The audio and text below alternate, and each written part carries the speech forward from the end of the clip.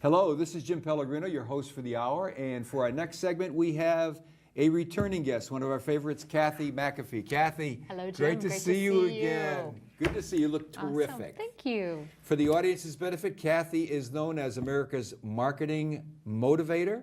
She is also a national speaker. She's an author and an executive coach and had a prior successful corporate career.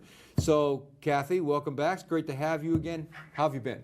I've been good, Jim. I've been alive and kicking. Alive and kicking. Absolutely. Alive and kicking. So listen, speaking about that, I mean, the segue, on a very personal note, Kathy, the last time you were here, and I was doing my research, and I noticed that you referred to yourself as a cancer survivor and thriver. And I guess my question is that a positive motivator coming out in you? I think it's a rite of passage, and I think all people who've been through cancer need to claim that as part of their personal power and their healing program. In fact, I was looking back at our last videos, and it was almost 2 years ago. Yeah, about 2 years ago. My hair was really Very just short. starting to grow back. Right. It was 3 months after I finished chemotherapy. And actually, I thought it looked really good. And lo and behold, look what grows back in. Yeah. Big, curly, Yeah. out of control Yeah. hair.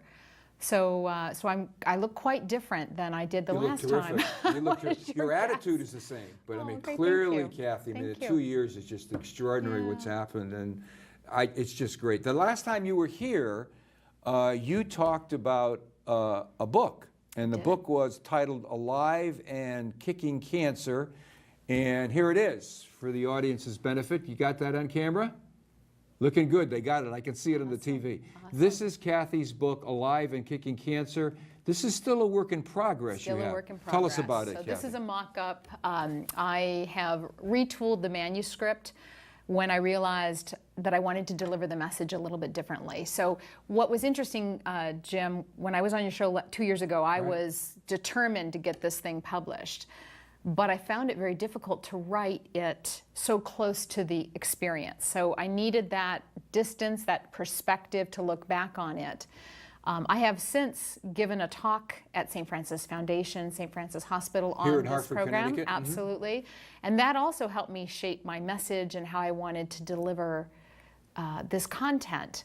And so I'm framing it as a positivity guide. And I want to help cancer patients and cancer caregivers figure out ways that they can take some power back in the process. They can be part of the healing process.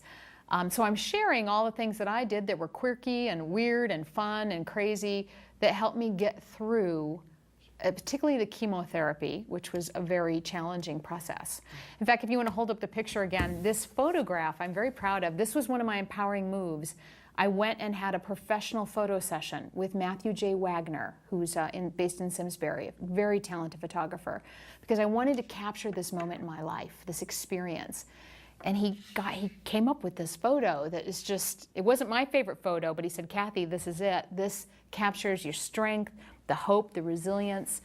And the more I looked at this photo, the more I felt compelled that I had to share this message. But you know what, Kathy, as someone who's seeing this picture for the first time when you gave me the book or the draft of the book, if someone told me that this is Kathy who's going to show up for the TV program Right. today, I wouldn't have recognized you, Right, Kathy. I look very different, don't I? You look very, very Yeah. different. I have a very round head, apparently. And it's interesting to see yourself in that way, but to not have it be such a point of weakness. So one of the empowering things, Jim, I did was I shaved my head for charity, and then I shaved it again in a barber shop.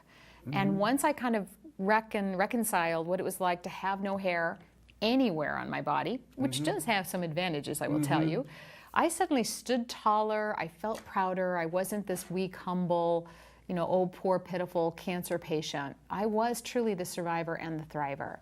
And so that's some of the ideas that I'll share in the book. How did the program go at St. Francis?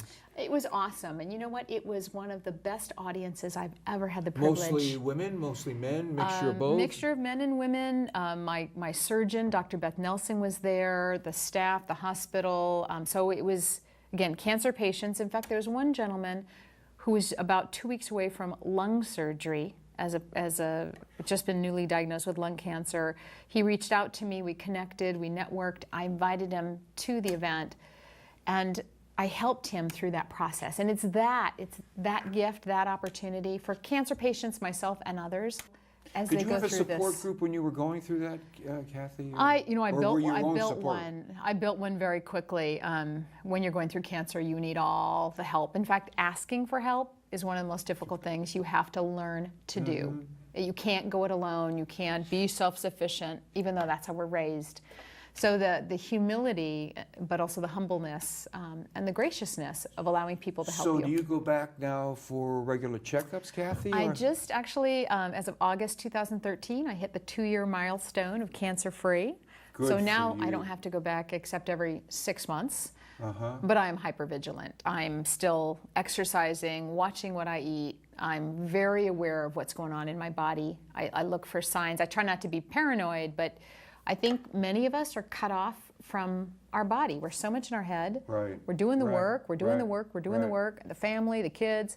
We're not in tune with what's going on with us inside. And there's a wisdom there. The body has intelligence. My cousin, for example, just recently found her own lump in her breast, and she caught it at stage 1, which was extraordinary because she was in touch with her body. Right. And had the courage to say what's going on and to ask for help to take a look at this. So I'd like, I guess if any message, I'd like people to get more in touch with what's going on inside of you so that you don't get to be stage 3, stage 4 Right. when it becomes more difficult to cure yourself. Good.